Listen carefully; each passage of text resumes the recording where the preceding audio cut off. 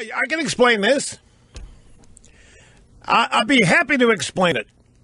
I don't expect anybody to actually get what I'm saying because that's the season in which we live. But I mean, this is easy. No, I think it's easy to explain this. Now, you know, a lot of people think when you explain something, you're either advocating it, accepting it, supporting it, or what have you. And those two don't necessarily go together. I can explain a lot of liberalism, but I don't agree with any of it. Greetings, folks. Great to have you here. Rush Limbaugh, and we're back at it. 800-282-2882, the email address, lrushbaugh@eibnet.com. Can't believe how much news my self-imposed opinion ban made yesterday. So I self-imposed a ban on my own opinion yesterday on a couple of things, and that made the news. It made the news in the drive-by media. We're going to miss Limbaugh's opinions today? Oh, no, we can't have that. Limbaugh has silenced himself on opinion, and they got it wrong, as predicted, as to why. But such are the tensions that are even becoming wound more and more tightly as the days go by. Great to have you with us here, folks. 800-282-2882 if you want to be on the program. And the email address, lrushbaugh@eibnet.com. I was just watching. This is a setup now. I'm gonna talk about Trump and abortion and Chris Matthews and PMSNBC, and we've got the audio sound bites. I'm gonna tell you what I think happened here, and I want to stress that in explaining this, I am not. I'm serious. People are making a mistake. When they listen to anybody explain something, they automatically combine advocacy with the explanation. So, for example, if I explain to you something about Cruz, or if I explain to you something about Trump, oh, well, he must support it. Wow, he must agree with it. No, I haven't said I've endorsed any of these people. I'm just telling you, I'm explaining why things are happening. I'm going to explain why Trump said what he said on abortion. And I've already addressed the foundational reason for it. I've already mentioned it to you countless times, but I'll set it up and do it again because I have a pretty good idea. I don't know for certain. I haven't talked to Trump about it, but I think I have a pretty good idea what's going on here. And I'm not offering the explanation to make anybody feel better. I'm not offering the explanation to make anybody feel worse. I'm just telling you what I think is happening here. As a prelude, let me tell you something I just saw on the Fox News channel. It was 3 women. The Fox Info babe was interviewing 2 women guests. One was Angela McGlowan, and the other was the daughter of the Reverend Jackson. I did not get her name. I did not see the graphic, so I didn't get her name. So the fact that I'm not pronouncing her name is not an insult. I just didn't get it. They were discussing Trump. They were discussing abortion and all of these things. And the daughter of the Reverend Jackson Jr. said to Angela McGlowan, "You Republicans, you love fetuses, but you don't love people when they get out there. You love fetuses, but you don't love people when they get out there." And then she further went on to say how all of you Republicans, you want women to do this and do that. You don't want women to do that. You want to deny women rights. You want to do that. And what she was doing, what the daughter of the Reverend Jackson Jr. was doing, was articulating her own biases and prejudices about Republicans and conservatives when it comes to the issue of abortion. Now, the issue of abortion has not been a part of this campaign. It has not been a factor. It hasn't been brought up as a main campaign issue by anybody. You might have individual candidates in individual states seeking primary victory by saying various things to audiences about their opinion and their stance on abortion. But in terms of a campaign issue, it hadn't even come up in debates, I don't think. It has not been something that's been debated back and forth. It's I tell you what we have here. This is this campaign's version of George Stephanopoulos asking Mitt Romney about contraception. Contraception at the time Stephanopoulos asked Romney had not been talked about. Nobody cared about it. It was not a factor. And you could tell by Romney's answer, it was in January of 2012 at a debate. And Stephanopoulos, who's a Democrat Party hack, so is Chris Matthews. Chris Matthews, Democrat Party hack. Used to work with Thomas P. Tip O'Neill Jr. He's a Democrat Party hack. His wife is running for elective office somewhere, the Senate, the House, something. Her name is Kathleen. He's a Democrat Party hack. And so he starts asking Trump about abortion in a hypothetical, just like Romney was asked about contraception. And just as in Romney's case, abortion's not being discussed by anybody. It has not been a bone of contention. There have not been massive debates, disagreements, and arguments about it. So it essentially came out of left field. But it was worse than that, because Matthews set up a hypothetical. Matthews asked a question about abortion that I don't recall anybody ever having been asked. And he essentially wanted to know from Trump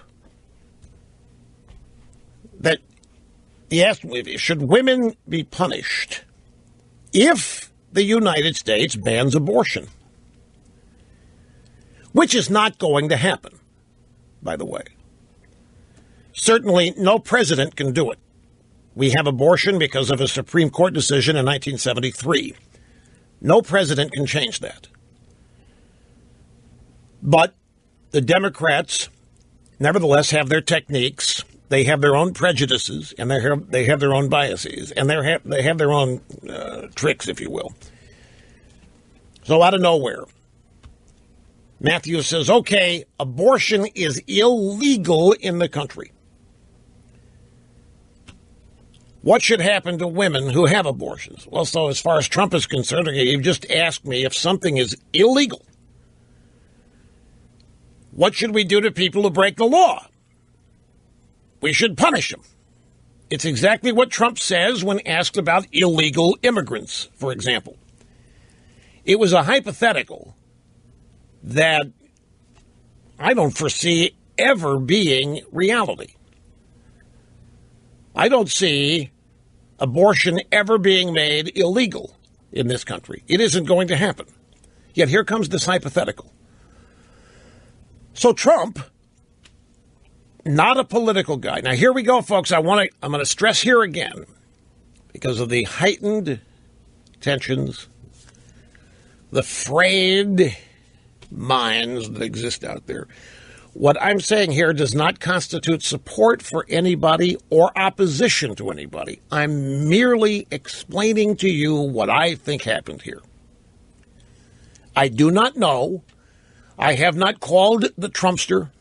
I have not spoken to anybody. I never do that. Rarely they will call me, but I never reach out to any of them. So this is what you get here each and every day. My considered opinion based on intelligence, guided by experience. Donald Trump lives where?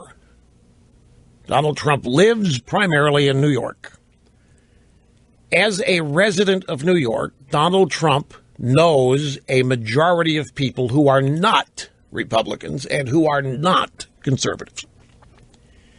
As such, when Donald Trump listens to people that he knows, maybe even in his inner circle, maybe some of his casual friends, but regardless, the vast majority of people that Trump talks to are liberals and Democrats. And added to that, the majority of them probably are virulently opposed to Republicans and conservatives. I mean, we're talking New York. We're talking New York politics. What's the voter registration for Republicans in New York? 10%. I mean, it's minuscule. It's more than that, but it's minuscule. So you have Trump running for the Republican presidential nomination. Let's put some things on the table that I believe are true. I mean, I don't know these either, but these are considered opinions, again, based on intelligence guided by experience. I do not believe Trump is a political animal like you are, like I am. I don't think Donald Trump is ideological in any way. I don't think ideology is how he defines himself, meaning he doesn't run around thinking of himself as a conservative or liberal. And by the same token, when he is with anybody else, he doesn't think of them as conservative or liberal. And thus, the ideological identity or the ideological makeup of himself or people he knows does not even register with him. They're Democrats or they're Republicans.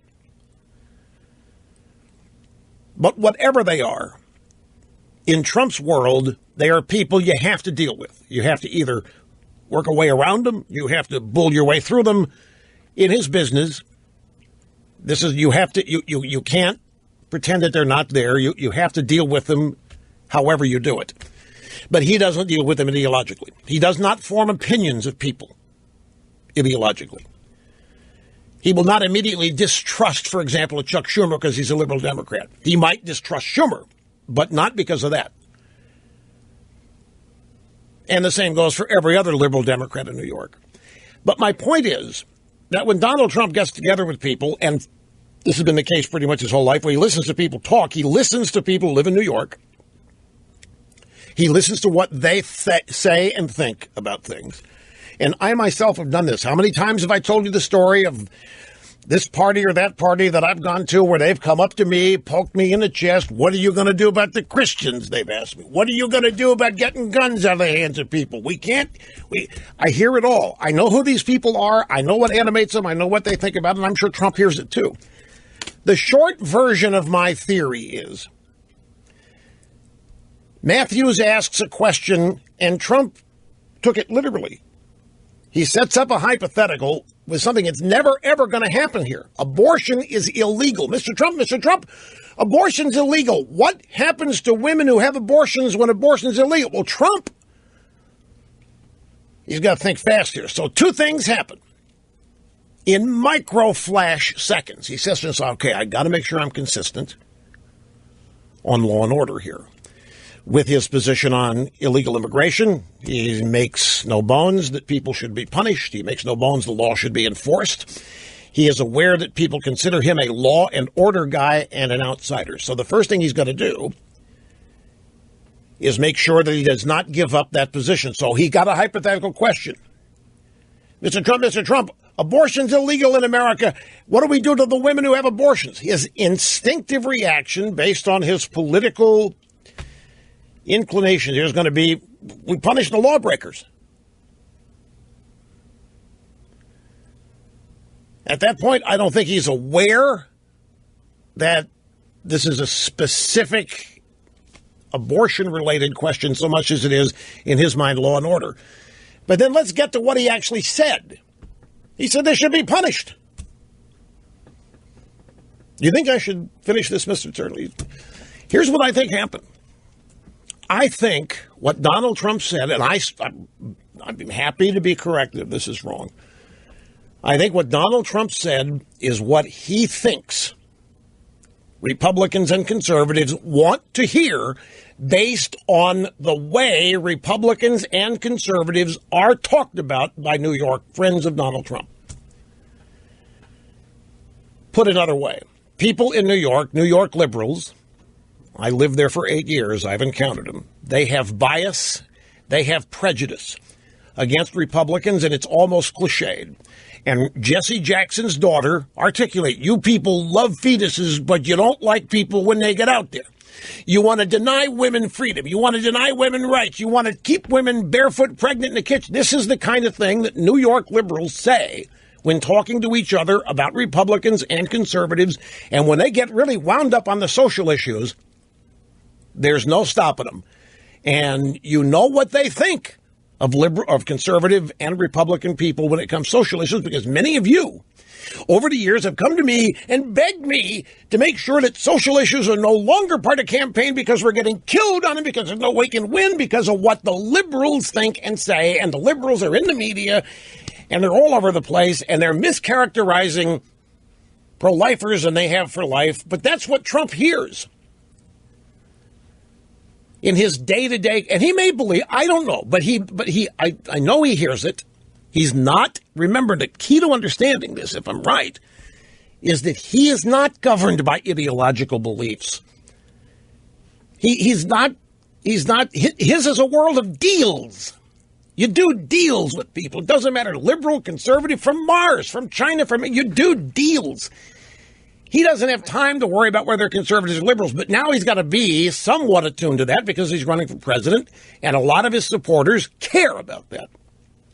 So he gets asked a question about abortion, the hypothetical abortion is illegal, what should happen to the women?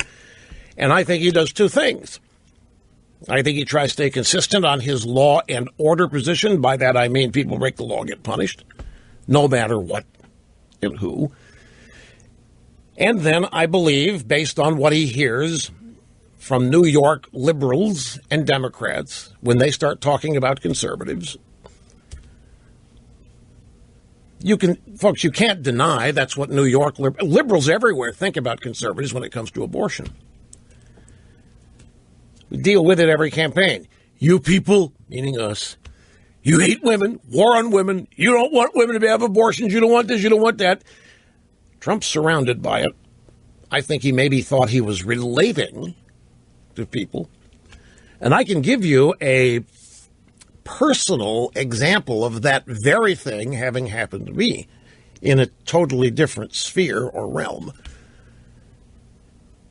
Now, I know what's happening right there. Everybody is running to the keyboard. Limbaugh just agreed with Trump. Limbaugh just siding with Trump. Limbaugh just did no such thing. I'm just trying to explain, because a lot of people, this doesn't make sense.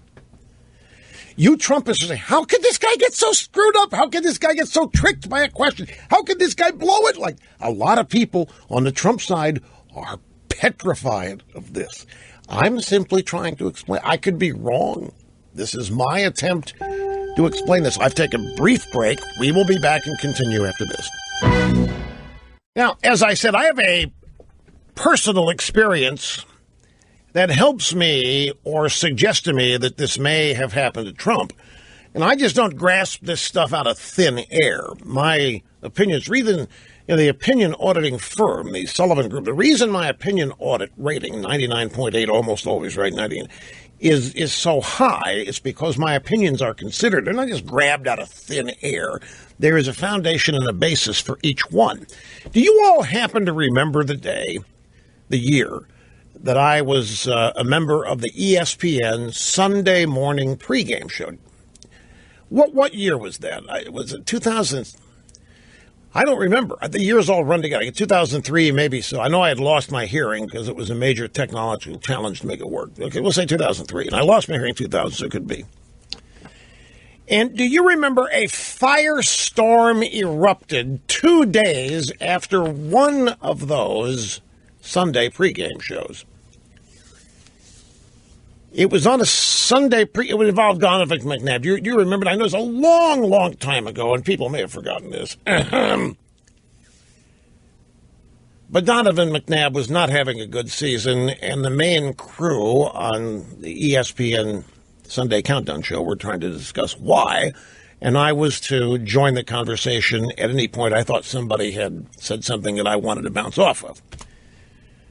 So I found a moment in their discussion to interrupt, which was the format of the program, and started telling people why I thought they were misanalyzing what was going on with McNabb and the Eagles at the time.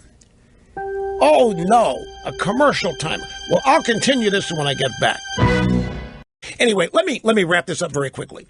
I get this gig to do the Sunday morning pregame show on ESPN, and my role is to sit off the side from the main desk, and when they're discussing about things, when anybody on the panel says something that I disagree with or want to add something to, I have a mechanism for joining conversation.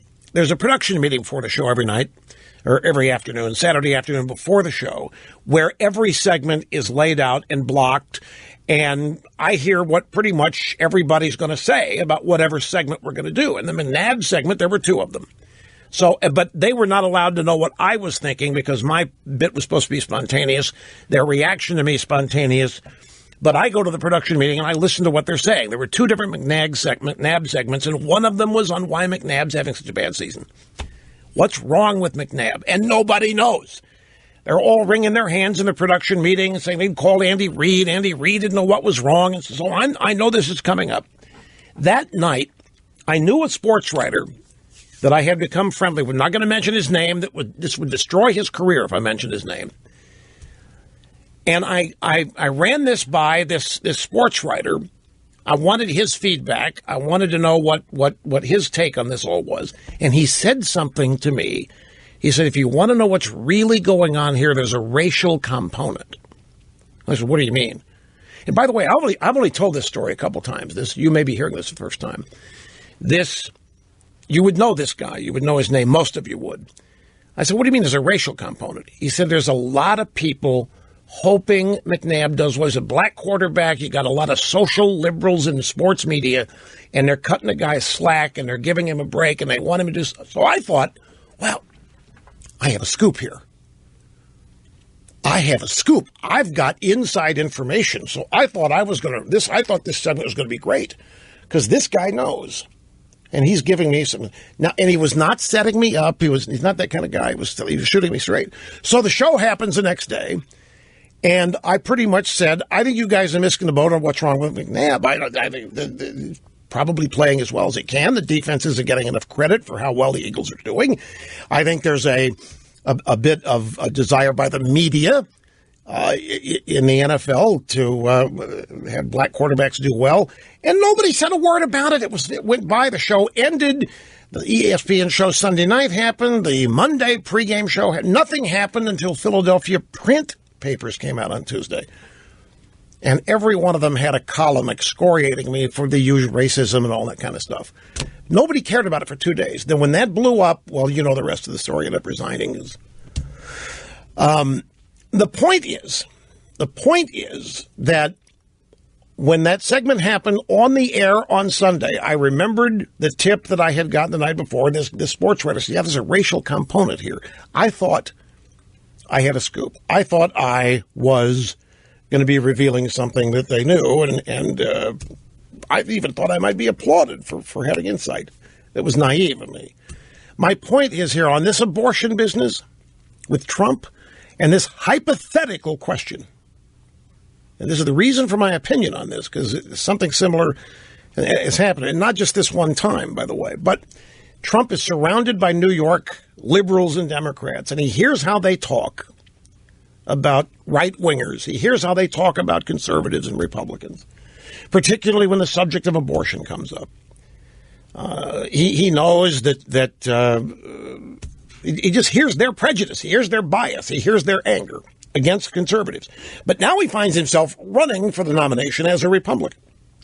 Chris Matthews asked this question, hypothetical question, posing a situation that'll never happen. Abortion's not going to be made illegal, not in our lifetimes. But nevertheless, Matthews says, okay, abortion is illegal in America. What do you do, Mr. Trump, to the women? And his instinctive answer is, well, they're breaking the law. We punish them.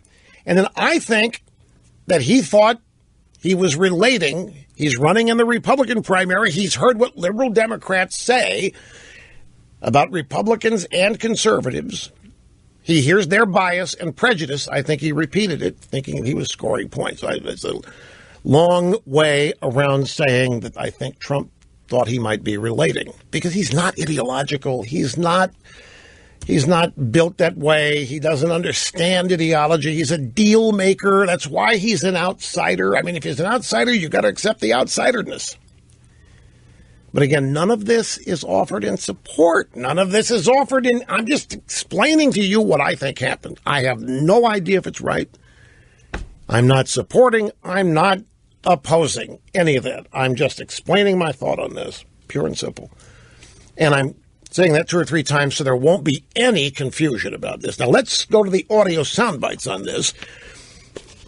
We're lifting the MSNBC ban that we have on this program for this. Matthews speaking with Donald Trump. They already set up this hypothetical. Matthews has already set up the hypothetical. Abortion's illegal.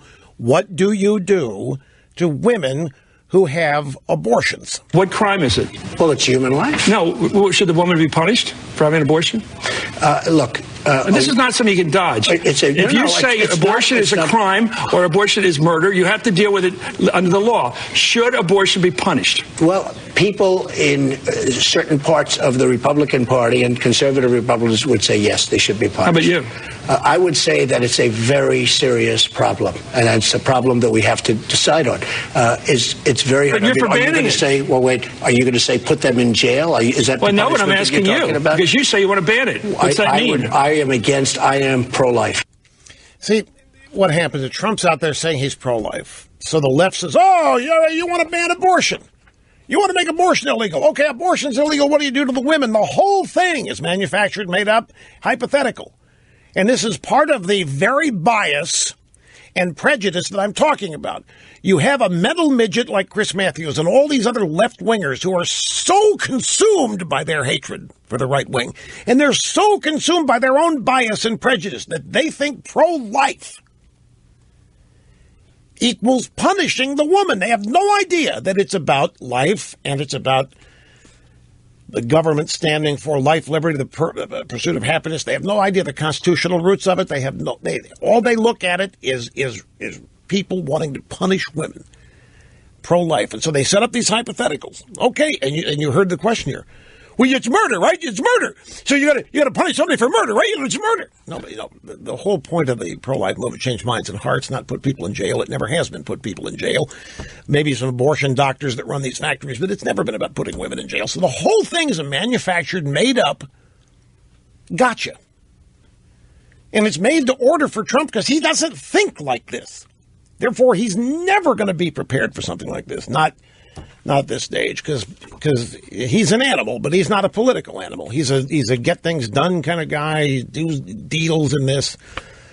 So this was a huge gotcha. Matthews continued with this. Do you believe in punishment for abortion? Yes or no, as a principle? The answer is that there has to be some form of punishment. For the woman? Yeah, there has to be some form. 10 cents, 10 years, I don't know. That I don't know. Why not? I don't know. You take positions and everything else. Frankly, I do take positions and everything else. It's a very complicated position. You're running for president. I'm not. I'm asking you, what should a woman face if she chooses to have an abortion? I'm not going to do that. I'm not going to play that game. You said you're pro-life. I am pro-life. That means banning abortion. And so is the Catholic Church pro-life. But this isn't Spain. The church doesn't control the government. Let me give you something for the New Testament. Render unto Caesar the things that are Caesar's, and to God the things that are God's.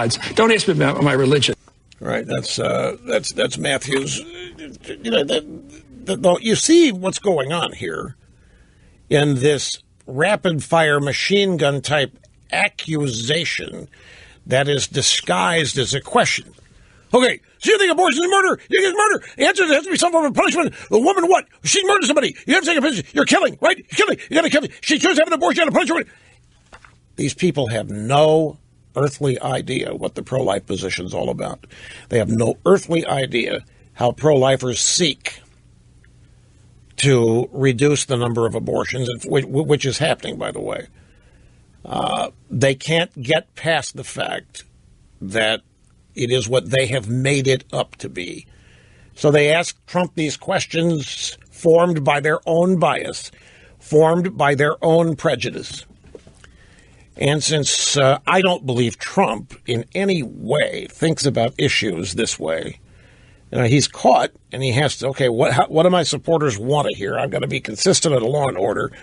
And he's heard what New York liberals say about conservatives and this kind of stuff. So he might be, answering here, articulating what he thinks based on what he's heard about conservatives and Republicans and his liberal buddies, what they want to hear. At any rate, the whole thing was a giant setup, and the correct way to have dealt with this, and of course, hindsight's easy, 2020. Chris, I don't do hypotheticals. Chris, abortion is never going to be made illegal. Well, how can you be pro-life? I'm pro-life. I hope that every life that's conceived is born. I hope. What are you going to punish women? No, Chris, I'm not dealing with your hypothetical. That's how you deal with this, but that's not what happened. I got to take a brief time out. Sit tight. Your phone calls are coming up. Do not go away. And this only scratches the surface.